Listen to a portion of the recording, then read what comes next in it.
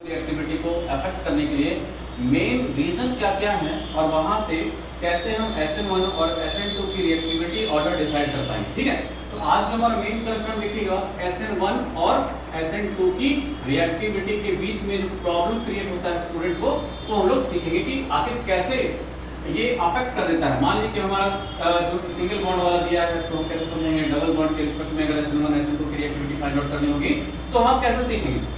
देखिए, सबसे पहले हम पार्ट 1 को एनालाइज करते हैं। जो जनरल समझिए कि सिंपल जैक बोर्ड टाइप का क्वेश्चन अगर आ जाता है तो वहां पर हम कैसे एनालाइजेशन करके सिंपल तरीके से सीख पाएंगे। क्योंकि जब यहां आते हैं तो समहाउ कभी कभार हम कह सकते हैं कि जैक में इस तरह का सवाल दे देगा, लेकिन अगर सीरियसली बोर्ड के रिगार्डिंग अगर हम देख लेंगे तो सवाल कैसे बनेगा उसको जरा सा सीख लेते हैं।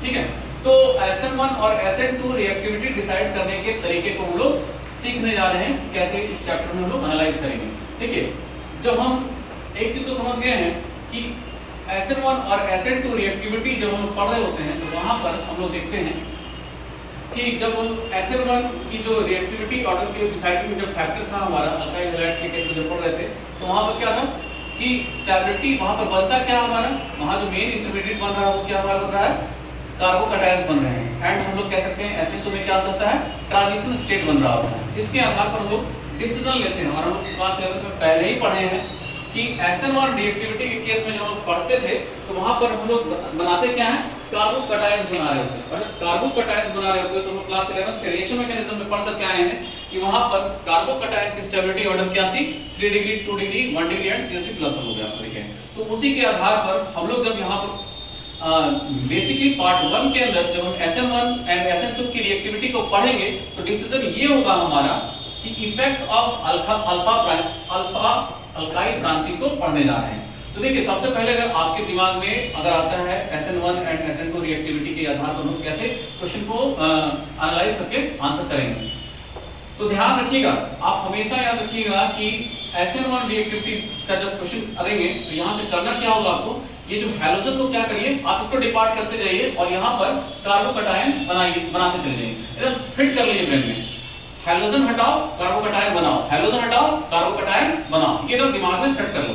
तो जैसे ही यहां से हैलोजन हटा, इसमें क्या आ गया, CH3+ हो गया। ये यहां पर CH2 CH3 CH2+ बन गया। यहां पर देखिए, यहां से क्या हो गया, CH+ यहां पर। इस तरीके से हम देख पा रहे हैं कि इस अल्काइल फॉर्म में यहां पर हैलोजन हटता जा रहा है और यहां पर ये जो कार्बोकैटायंस बनते जा रहे हैं। तो यहां पर देखिए, एक कार्बन, दो कार्बन, तीन कार्बन से सराउंडेड है। तो यहां पर कितना डिग्री, 3 डिग्री, यहां पर कितना, 2 डिग्री, यहां पर कितना, 1 डिग्री। इस तरीके से हम यहां पर देख पाए कि SN1 रिएक्टिविटी में यहां पर क्या हो रहा है, 3 degree, 2 degree and 1 degree CH3+ यहां पर हम लोग देख पाए। क्लियर है? क्यों? क्योंकि हम लोग जान चुके हैं कि कार्बोकैटायन की स्टेबिलिटी ऑर्डर क्या होती है, 3 डिग्री, 2 डिग्री, 1 डिग्री होती है यहां से आधार पर। तो उसी प्रकार से हमने क्या किया, SN1 रिएक्टिविटी में यही बता रहे हैं आपको सिंपल तरीके से कि हैलोजन को हटाइए और कार्बोकैटायन बनाइए। तो कार्बोकैटायन के आधार पर हम लोग SN1 रिएक्टिविटी डिसाइड कर सकते हैं कि नहीं। आपको एक चीज ये भी समझना पड़ेगा कि सर हम एक चीज सीखे हैं कि यहाँ पर अगर हम SN2 की रिएक्टिविटी डिसाइड करते हैं तो हमको पता है कि SN2 में क्या बनता है, ट्रांजिशन स्टेट बनता है। तो हम एक चीज जान गए हैं, क्या जाने हैं कि यहाँ पर ट्रांजिशन स्टेट जब हम बना रहे होते हैं तो यहाँ पर एक चीज देखते हैं, यहाँ पर क्या है, ट्रांजिशन स्टेट कुछ इस तरीके से बनता है। तो जैसे मान लीजिए कि यहाँ पर इस तरीके का चीज है, यहाँ पर H डालें तो यहाँ पर क्या हो गया, ट्रांजिशन स्टेट 1 पहला बना। ठीक इसी प्रकार से हाइड्रोजन को हटा करके क्या करते जाएंगे, यहाँ पर इन ग्रुप को लगाते चले जाएंगे और हमारा ट्रांजिशन स्टेट मिलता चला जाएगा। तो ध्यान रखना पड़ेगा कि इस आधार पर हम ये समझ चुके हैं कि कार्बोकैटायंस के केस में वहां पर अगर हम देखेंगे तो जस्ट यहाँ पर एक चीज समझिएगा कि यहाँ पर बहुत ज्यादा बल्की ग्रुप आ जाता है। क्या आता है, बहुत ज्यादा बल्की ग्रुप आ जाता है, तो यहाँ प्रॉब्लम्स क्रिएट होगी। इस वजह से हम यहाँ पर एक चीज डिसाइड कर चुके हैं कि यहाँ पर जो इसमें मतलब कह सकते हैं कि केवल एक ही ग्रुप लगा हुआ है, यहाँ पर CH3 है, वो ज्यादा स्टेबल करेगा इन केस ऑफ SN2 और यहाँ पर 1 डिग्री, 2 डिग्री, 3 डिग्री।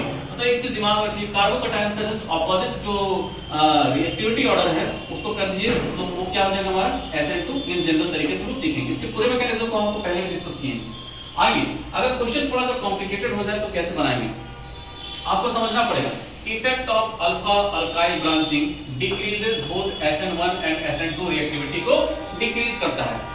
अनसैचुरेशन कहने का मतलब क्या, डबल बॉन्ड का प्रेजेंस, डबल बॉन्ड का प्रेजेंस। ठीक है, आप सैचुरेशन के बारे में बात करें तो वहां पर सिंगल बॉन्ड, ठीक है, वहां पर कहीं भी डबल बॉन्ड आपको देखने को नहीं मिलेगी। ये एज कंपेयर टू इसके तुलना में ज्यादा आसानी तरीके से लोग समझ पाते हैं।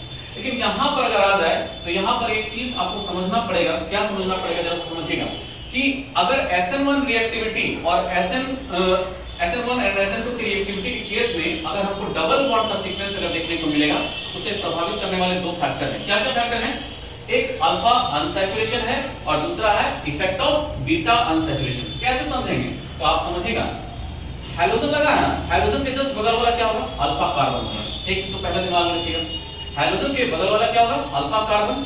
ठीक है, तो यहाँ पर देखिए CH3, यहाँ पर कार्बोकैटायंस बनाए। मैंने हमेशा पहले से कहा हैलोजन हटाइए, कार्बोकैटायन बनाइए। यहाँ पर क्या हो गया? 1 डिग्री। जब आप इसको यहाँ पर से हैलोजन हटाते हैं तो यहाँ पर देखिए CH2 double bond CH plus बन गया। आपको पहले ही बताया था रिएक्शन मैकेनिज्म के केस में CH2 विनाइल ग्रुप लगा उसका पॉजिटिव चार्ज, इसका मतलब vinyl cation extremely less stable होते हैं। उसको हमेशा के लिए याद कर लीजिए, साइड इफेक्ट काफी अच्छा रहेगा। तो हम एक चीज सीख गए हैं कि SN1 के केस में इसकी जो आपको पहले ही बता चुके एक्सट्रीमली लेस स्टेबल है। यहाँ पर जब एक्सट्रीमली लेस स्टेबल है तो 1 ग्रेटर देन 2, मतलब 1 का क्या होगा? 1 डिग्री वाला ज्यादा। और हम लोग तो जान ही चुके हैं पहले से लेस स्टेबल है, परंतु ऐसा क्यों? ऐसा क्यों मतलब समझना पड़ेगा क्यों हुआ। तो आप समझिए, alpha unsaturation makes SN1 and SN2 impossible. ऐसा क्यों? इसलिए कि it is not possible in that cases, ये वहां नहीं होंगे कहां? जहां अनसैचुरेशन अल्फा अनसैचुरेशन प्रेजेंट है। ऐसा क्यों है? तो आप समझिए कि विनाइल कैटायन जो होता है वो एक्सट्रीमली लेस स्टेबल होता है, जो कि ये बनेगा नहीं। क्लियर है? यहाँ पर पहली चीज बनते नहीं। और मान लीजिए कि यहाँ पर कॉन्सेप्ट 2 क्या हो सकता है कि न्यूक्लियोफाइल एक स्ट्रांगली न्यूक्लियोफाइल जो होता है स्ट्रांगली रिपेल्ड कर दिया जाता है। किसके द्वारा? पाइक्लॉट के द्वारा। यहाँ जो आप देख पा रहे हैं पाइक्लॉट न्यूक्लियोफाइल का अगर अटैक होता है तो स्ट्रांगली रिपेल्ड कर दिए जाएंगे। ठीक है, repelled with the piclot जहां present alpha carbon if that attacks from the back side, अगर वो बैक साइड से अटैक करता है, hence SN2 are not possible in alpha unsaturation के केस में। तो बढ़िया से इसको पढ़िए कि न्यूक्लियोफाइल स्ट्रांगली रिपेल्ड कर दिए जाएंगे, पाइक्लॉट यहां प्रेजेंट होगा अल्फा कार्बन के पास, if that carbon attacks from the back side, hence SN2 is not possible। तो एक चीज समझ में आया कि SN1 और SN2 को प्रभावित करने के लिए चीजें क्या इंपॉर्टेंस रखी? चीजें ये इंपॉर्टेंस रखी कि हम लोग विनाइल कैटायन देखें कि स्ट्रांग ये क्या है? एक्सट्रीमली लेस स्टेबल है, जो कि बनेगा ही नहीं। और दूसरी बात ये है कि अगर मान लीजिए कोई न्यूक्लियोफाइल आकर के अटैक करता है तो पाइक्लॉट के साथ क्या होगा? वहां पर रिपेल्ड कर दिए जाएंगे क्यों? और उस कार्बन को रिपेल्ड करें जहां पर अल्फा अनसैचुरेशन प्रेजेंट है। तो आपको ये समझ में आ रहा है यहाँ पर कि इन अल्फा अनसैचुरेशन के केस में होता क्या है कि SN1 and SN2 reactivity decrease कर रहे होते हैं। क्लियर? अनसैचुरेशन के केस में ध्यान रखिएगा, अनसैचुरेशन के केस में बात नहीं है। अगला इफेक्ट समझिए कि इफेक्ट ऑफ बीटा अनसैचुरेशन क्या? वहां भी डबल बॉन्ड्स प्रेजेंट है। आप समझिए, आपको मैं बताया कि यहां पर अगर हैलोजन है उसके बगल वाला क्या? अल्फा कार्बन, तो उसके बगल वाला क्या हो जाएगा? अल्फा के एडजेसेंट वाला बीटा कार्बन। तो यहां पर देखिए 1 डिग्री बना और यहां पर दिस इज अल्फा, यहां पर बीटा। आप चेक देखिए यहां पर CH3 डबल बॉन्ड CH। आपको नहीं लग रहा है कि रेजोनेंस में हम जो आपको पढ़ाए थे कि रेजोनेंस का जो कंडीशन होता है वो क्या है? यहां पर pi bond conjugated with the positive charge, है ना? तो यहां पर ये क्या हो गया? रेजोनेंस स्टेबलाइज हो गया, हुए कि नहीं? रेजोनेंस स्टेबलाइज हुए। तो हम कह सकते हैं यहां पर देखिए SN1 की रिएक्टिविटी तो यहां पर आप देख पा रहे हैं सेकंड वाला क्या हो गया? ज्यादा एज कंपेयर टू 1। यहां पर SN2 भी क्या हो गया? यहां सेकंड वाला ही, क्योंकि रेजोनेंस स्टेबलाइज है।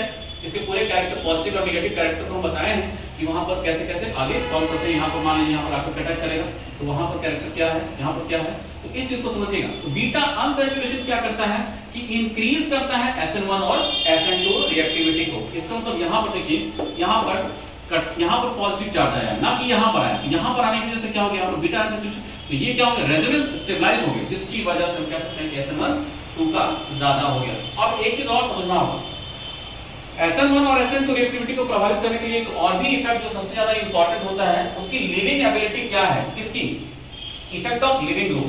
तो लिविंग ग्रुप देखिए आयोडीन का, जैसे यहाँ पर देखिए, यहाँ पर आप एक क्वेश्चन पढ़िएगा, जैसे ये वाला ये हम बताए थे ऐसे, तो पढ़ाए थे ना। तो हम यहाँ पर एक आयोडीन वाला क्वेश्चन आपको करवाए थे इस तरीके से, यहाँ पर ये Cl। तो सबसे बढ़िया क्या? आयोडीन बेस्ट लिविंग ग्रुप है। इसका मतलब हम कह सकते हैं ना कि best leaving group, a better leaving group increase करता है बोथ SN1 और SN2 रिएक्टिविटी को। तो इस तरीके से अगर आप जब पढ़िएगा तो आपको एक चीज समझ में आएगा। ऐसा क्वेश्चन हम करवाएं आपको, ध्यान रखिए। तो इस तरीके से जब हम पढ़ रहे हैं तो हमारा SN1 और SN2 के बेहतरीन कॉन्सेप्ट को सिखाने में हम सक्षम हो पाते हैं। तो ध्यान रखिए, कभी भी कंफ्यूज नहीं हुआ। ये जैकबोर्ड टाइप के सिंपल तरह के क्वेश्चन है, लेकिन अगर क्वेश्चन कॉम्प्लिकेटेड होता है तो एक तो यहाँ पर रेजोनेंस वाली कॉन्सेप्ट तो समझिएगा थोड़ा सा, और यहाँ पर विनाइल वाला कटायन जो होता है एक्सट्रीमली लेस स्टेबल क्यों होता है, ये सारी चीजें हम आपको समझा चुके हैं। ओके